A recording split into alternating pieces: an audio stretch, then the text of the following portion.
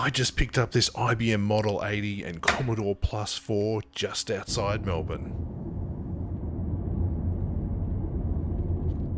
This computer from 1987 was worth a fortune. If you had this on your desk, it was a status symbol.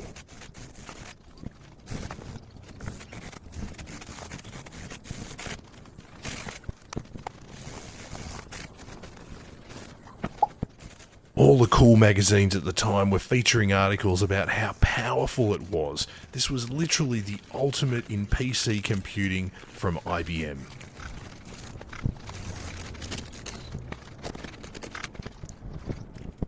This computer has an asset badge from National Mutual, an old insurance and financial services company from the 80s, and many Australians will remember this commercial.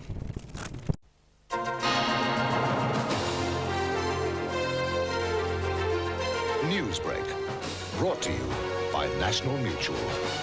The base model costs $8,495 US, which works out to be AUD $11,327. Now, adjusted for inflation in today's market, by today's standards, that's $28,317. So back in 1987, IBM also released different models. The base model, $8,495, right up to 20 grand. So what's in it? It was the biggest, baddest, highest end IBM computer at the time with a huge 386DX processor. It runs a clock speed of 16 megahertz. It has microchannel expansion slots as opposed to ISA or PCI. It came with 1 meg RAM, could go to 4 meg, or expandable to 16 meg using memory cards. It runs IBM PC-DOS version 3.3, and it has VGA. Now you can add options of a 44 meg hard drive all the way up to a 320 meg hard drive. The little bit of green there seems to me that the battery might have leaked at some point and been replaced.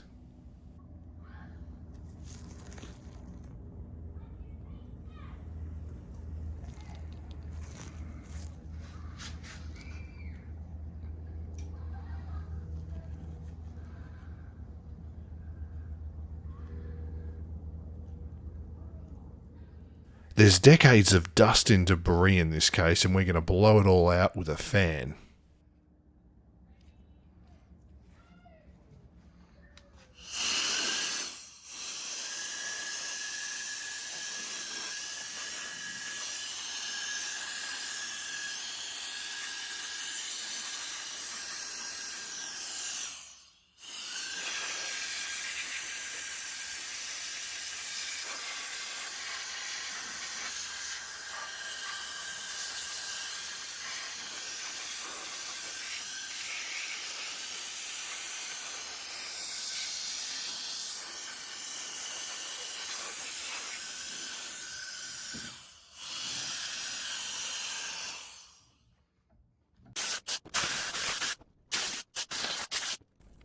All this foam is disgusting. It's crumbling away, and if you press hard on it, it forms some sort of oily substance, and it's really hard to get off with isopropyl alcohol.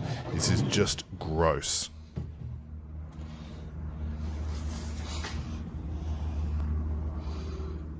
It's always good to find a date stamp on a case, and as you can see, we've got more of this foam and this oily residue which is stuck to the side of this cover. It's disgusting. It's going to take me quite an effort to strip this back and get it somewhat clean so it doesn't reinfect the case.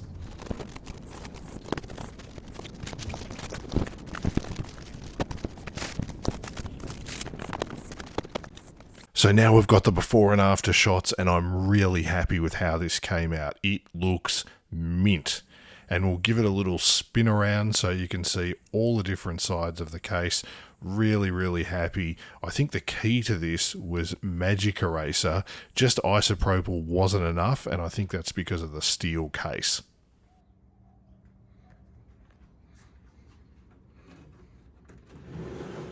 You would never believe what just happened. I actually found an IBM PS2 monitor in an old Apple lot. So I've never fired this up before. This is the first time on camera that I'm doing it. So hopefully we fire the monitor up. If it works, then we're going to test out the Model 80 and see what happens.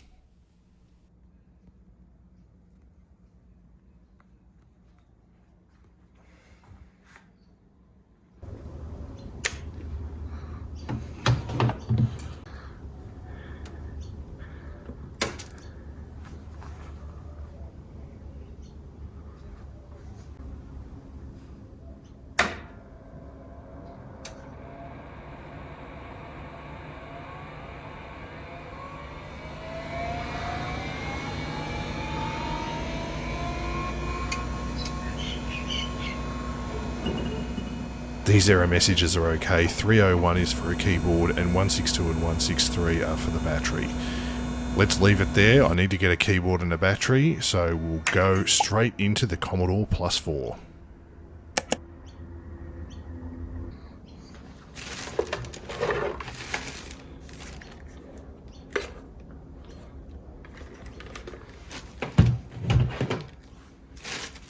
I've always loved the black cassette unit that comes with Commodores. They just look cool.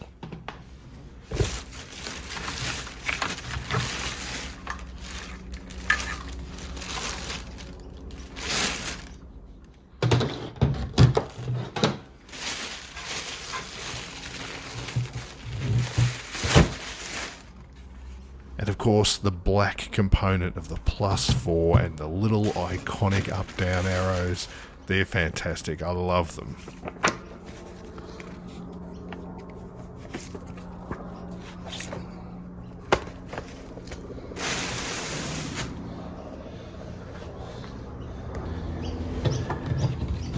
This computer is actually in really good condition.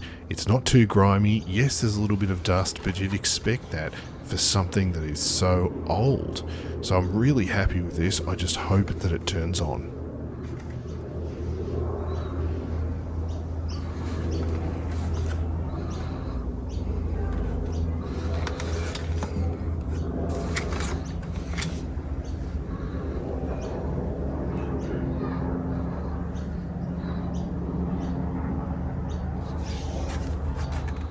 Now the interesting thing about this, and I don't know if you've already noticed, some keen-eyed people will realise that that is actually a Commodore 64 power supply and not a Commodore Plus 4 power supply.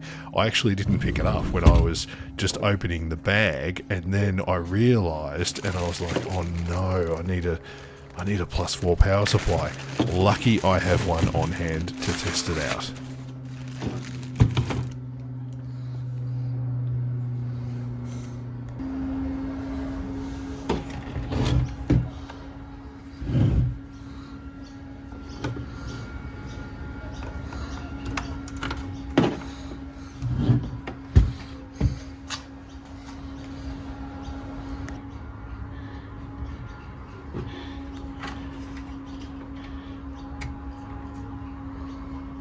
Okay, we've got the red light, so it appears to work. We'll run it with a diagnostic cartridge in a future video.